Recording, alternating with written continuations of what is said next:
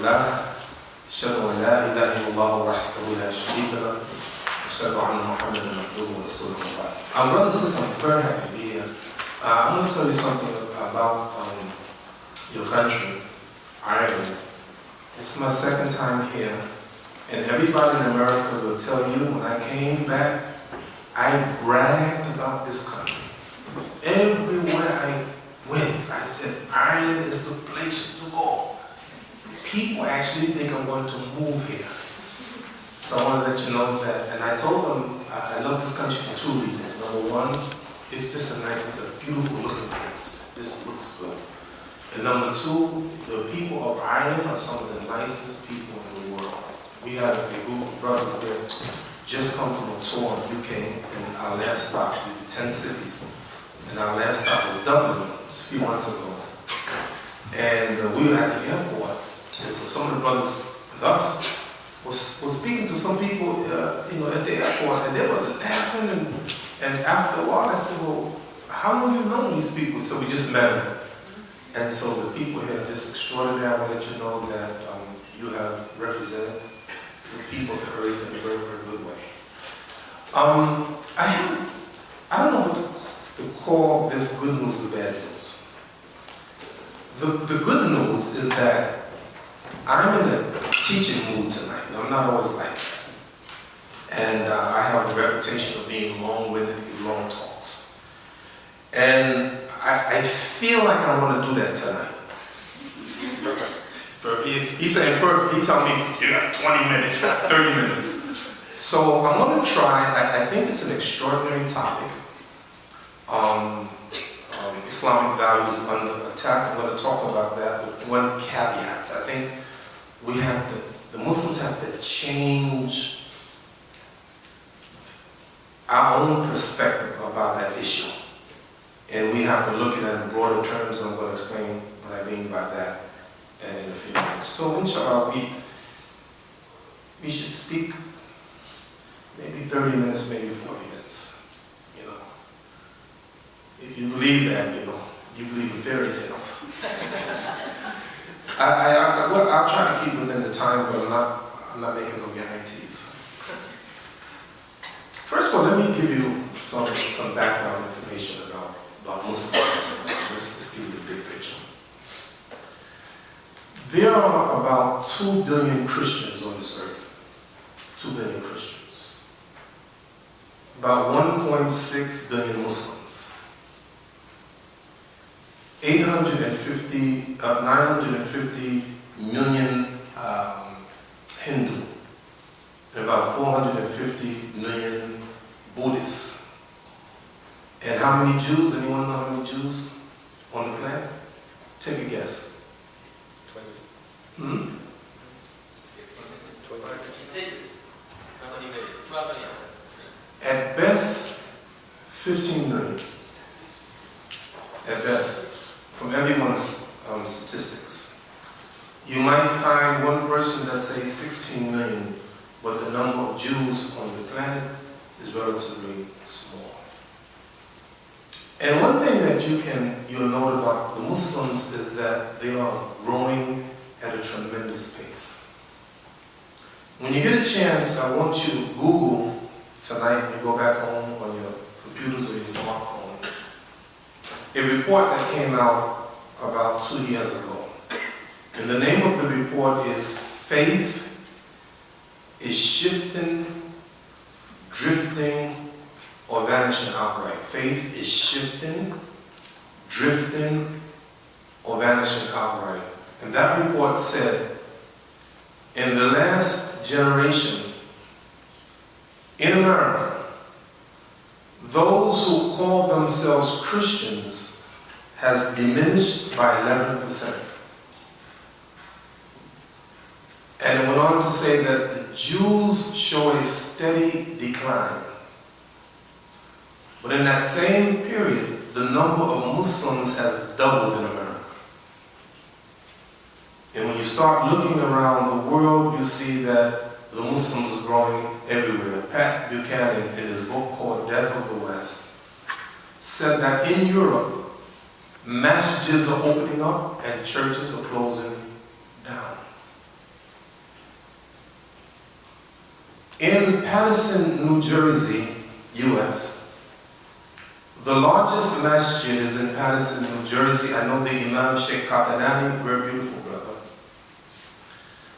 That masjid used to be a synagogue.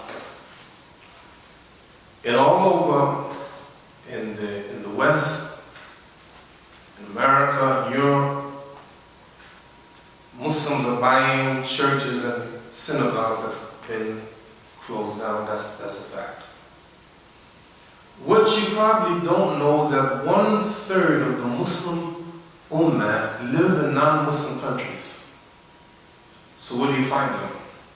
You find them in America, you find them in Germany, you find them in France, you find them in UK, you find them in Spain, you find them all throughout Africa and Asia, you find them all over the world. So it's a fact of life that the Muslim Ummah is growing in extraordinary numbers. The question is why? 3 reasons. Reason number 1, sisters, don't get mad at me. Muslim women have more babies than anyone else. Confession. I have 9 children from one wife. I have significantly added to the number of Muslims in America, population, personally. If you think that this is a non-issue, ask the Christians. They will tell you that they were given a commandment in the Bible, be fruitful and multiply. Has stopped to a large extent. It is reported that by the year 2050, in Italy, 60% of the population will have no brothers, no sisters, no uncles, no aunts, and no cousins. 17 European countries have a negative birth rate. What does that mean? Every 2 seconds, 9 babies are born and 3 people die, except in Europe. More people are dying than people being born. Now, I have something I'm going to share with you, just to give you an example. In 2012, the population of Russia was 142 million people. By 2025, it's estimated that the number will go down to 140 million. And by 2050, the population of Russia will be 129 million people. 2, Germany. 2012, population of Germany, 81 million people. By 2025, 79 million people. And by 2050, 71 million people. On the other hand, a Muslim country, give me any Muslim country. Any Muslim, tell me. Huh? Malaysia? Okay, Pakistan.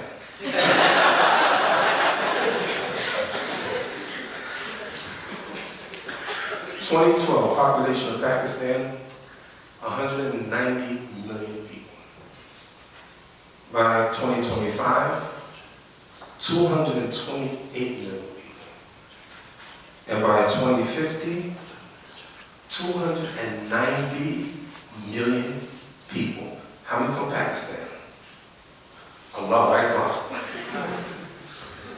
So the Muslim population is growing for 3 reasons. Number 1, Muslim women having babies. Number 2, immigration. How many people here have migrated from another country or parents migrated from another country? Raise your hand. Look around. I want you to look around. Look around. This number is duplicated all over the West. Ask large audiences of Muslims how many have migrated to this country or that country. A huge percentage will tell you. So the Muslim population is growing for 3 reasons. Number 1, birth.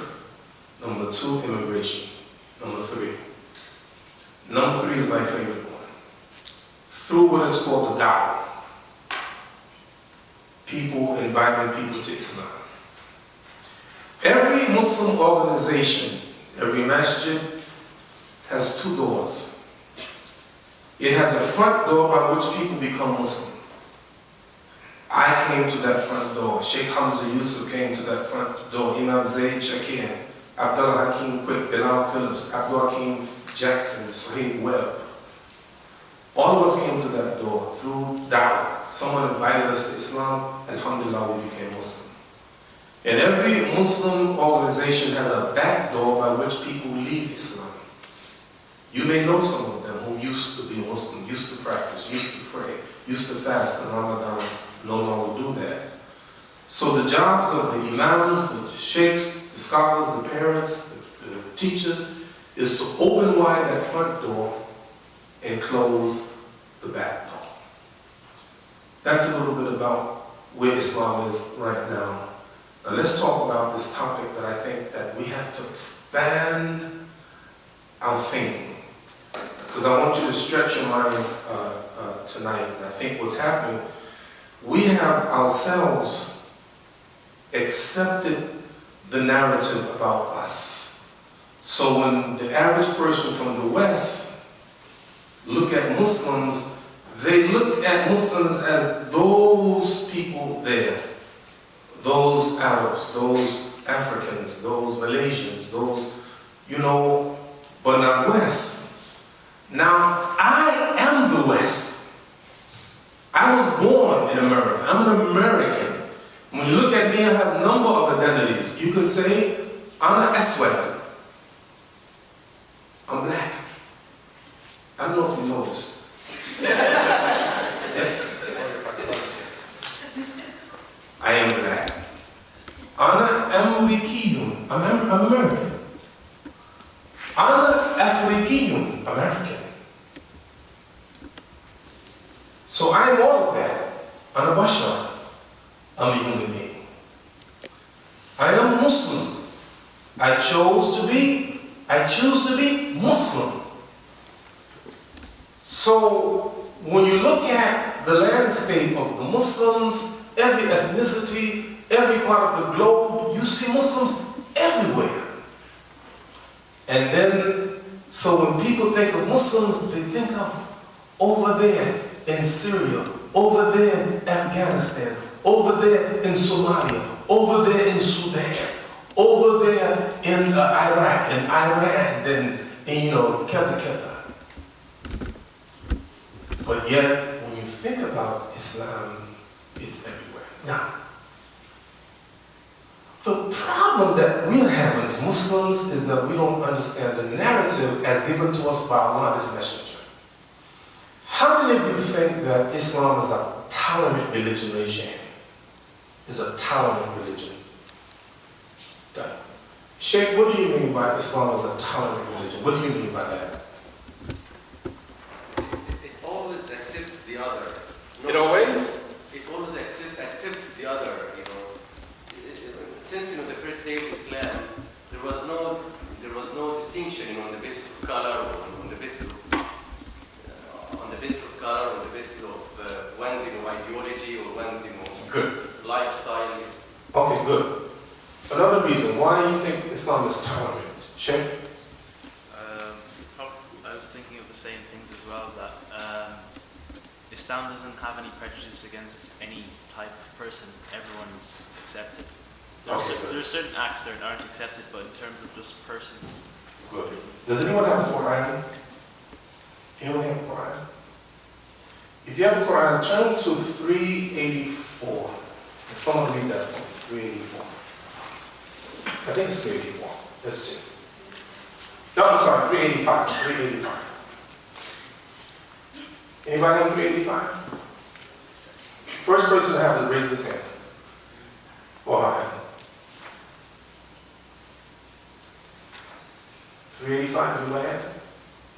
What does it say? Let me make sure it's the right one. What does it say?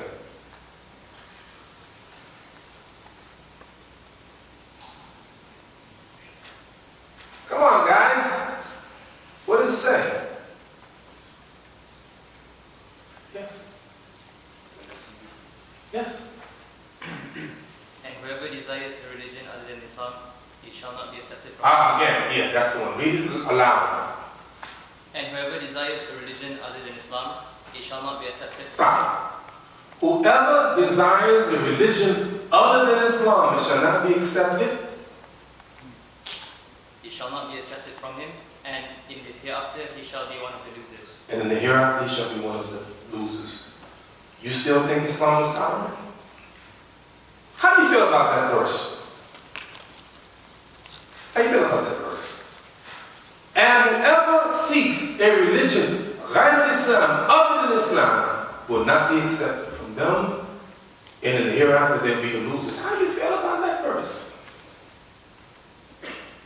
How do you feel about that verse? Be honest.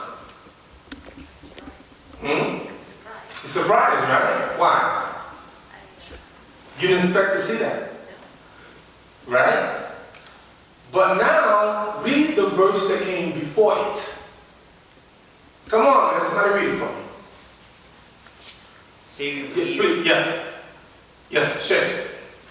Say we believe in Allah and what has been revealed to us. Stop. Say, we believe in Allah and what has been revealed to us, the Quran. Go ahead. And what was revealed to Ibrahim And what was revealed to Abraham, and Ismail and Ismail, and Ishaq and Ishaq, and Yaqub and Yaqub, Jacob, and the tribes, and the tribes, and what was given to Musa and what was given to Moses, and Isa, and Jesus, and to the prophets from their Lord. and the prophets from their Lord. We do not make any distinction between them, We don't make no distinction between any of them. and to him do we submit. And to him do we submit. That sounds more like it, right? So what do we learn here? That you got to deal with context. Now what does that verse mean to you? Whoever accepts or searches a religion other than Islam will not be accepted. Now what does it mean to you? Understanding that now, what does that verse mean to you? Let me tell you something, right? I'm from New York. In New York, we talk to one another. I ain't coming here to Dublin for you to sit here and let me do all the work. You got to do some work too. You got to talk back to me. Now, after reading that in context, how do you feel about that verse? Now, what does that verse mean to you? Yes. Well, to me, it's saying that Allah will accept anyone who follows one of his paths that was shown to any of his prophets. What we have to stop doing is look at Islam in a narrow way that we do, and look at it in its broadest context. I'll give you a couple examples. The Prophet, peace and blessing be upon him, said, إِذَا عَمَلَ رَجُلُ بِعِيسَى ثُمَّ عَمَلَ بِهِ فَلَهُ أَجْرَانِ. Whoever believes in Jesus and then believes in me will have a double reward. I was a Christian who believed in Jesus and still do. I'm a convert, but I got something you ain't got. I got me a double reward. Ha! You get it? You get it? You born Muslim, right? Ha ha ha. And brothers and sisters, I'll give you a million of them. You see, our struggle is not the protection of Islam. Us, Lungu. God's challenge for us is bigger than that. I'm arguing tonight that what's being attacked isn't Islam per se, but what's being attacked is the values of all the religion. Now just try to be with me, so I'm trying to make a big point here. This is what the Prophet said, peace and blessing be upon him. Mike, by the way, you see this cameraman here? I am a nightmare for cameramen. I never stand still. See? This is what I do. Come close, I come back, I turn. I used to play basketball.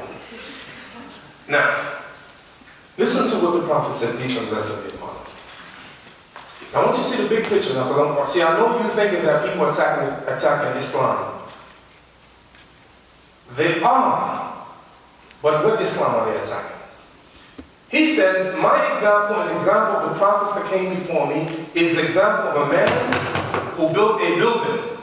The building is perfectly put together, and the people, they go around the building and say, oh, how beautiful the building, it is perfect, except there's a brick missing. What's missing?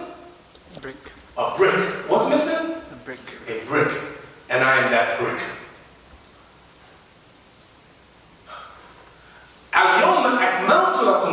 This day, I have perfected for you your religion. I ain't bringing nothing new.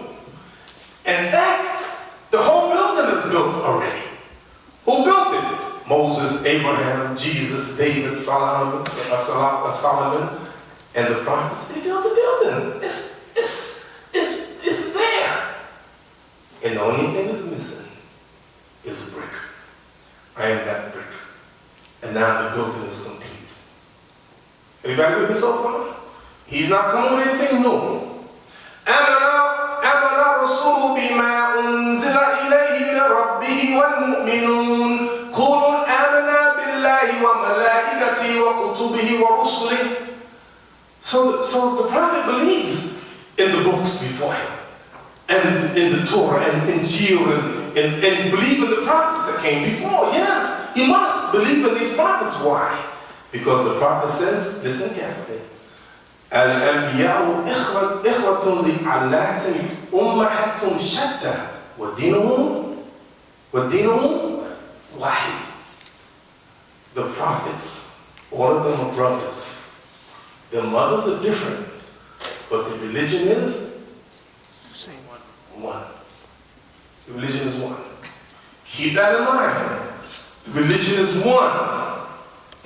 Now tomorrow I'm going to go into more details about the Quran and the role of the Quran in this argument.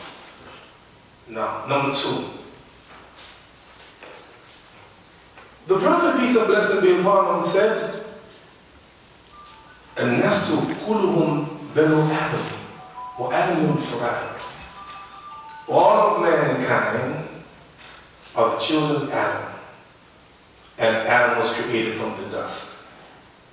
So we see here, we're all brothers and sisters in humanity. Good? Okay, good. Now here's the crux of my argument.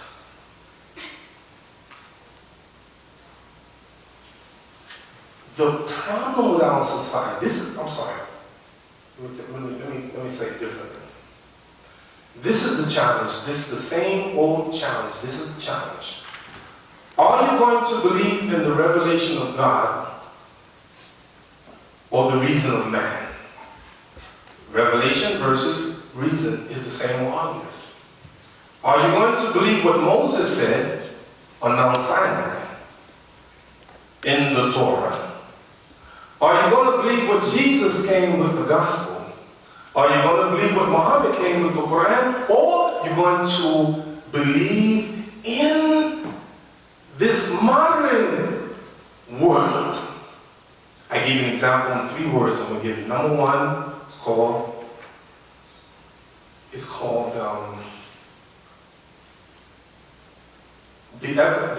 evolving standard of decency. It's called the evolving standard of decency. Things have changed. It's not what it used to be. Now we have what's called the new morality. And the new morality is the same as the old immorality. In the next one, transvaluation of all values, where good becomes evil and evil becomes good. I'm just laying out a foundation for me. Okay, now check. This is the president, by the way. Now begin my talk. I'm just starting my lecture now. Okay, all of that was just an introduction. We have to 10 o'clock. Don't ever tell me we got until 10 o'clock. I'm not that strong. Now, brothers and sisters, now I want you to try to listen to the next few minutes. I'm going to really try to drive home the point. a couple of things. Me personally, if you ask me my personal opinion about homosexuality, I don't have an opinion. Me personally have an opinion about homosexuality, but God does. So it's not important what Imam Siraj said about homosexuality. What does the book say? And this is why, by the way, the Christians and Jews are given a very honorable name in the Quran. They're called Ahlul Kitab. They're the people of the book. Why? Because they have a book. They refer to the book. Now, if you notice in the States now, it used to be, I remember once I was listening to a sports station, and one of the baseball players had a beard. And in those days, it was uncommon for baseball players in the United States to have beards. Most of them were clean shaven. And he said, what are you trying to be a Muslim? He's trying to be a Muslim because he had a beard. Now, brothers and sisters, if you know anything about Major League Baseball now, so many of the men, they have beards. Does that make them a Muslim? No. Because beard is not righteousness. If a beard itself was righteousness, let's go to the park, get a hobo, a bum, with a beard and say, behold the righteous man. No, you're not holy, you're not righteous because you have a beard, but you are following the prophet's sunnah. And all the prophets, they had beards. So you follow their sunnah. So at one point, people would make fun of the men who have beards. You see, brothers and sisters, if I see a person with a beard, I'm going to ask them, why do you have a beard? I have a beard because I grow a beard. The question is, why you cut the beard? Since you have it, asking a man why he has a beard is like asking a woman why you don't have a beard. You don't grow beards. Now, I don't make a judgment. When I see a brother without a beard, I say he doesn't have a beard for a reason. Maybe he can't grow a beard. I know brothers who go like this. What you doing? I'm trying to grow a beard. You see?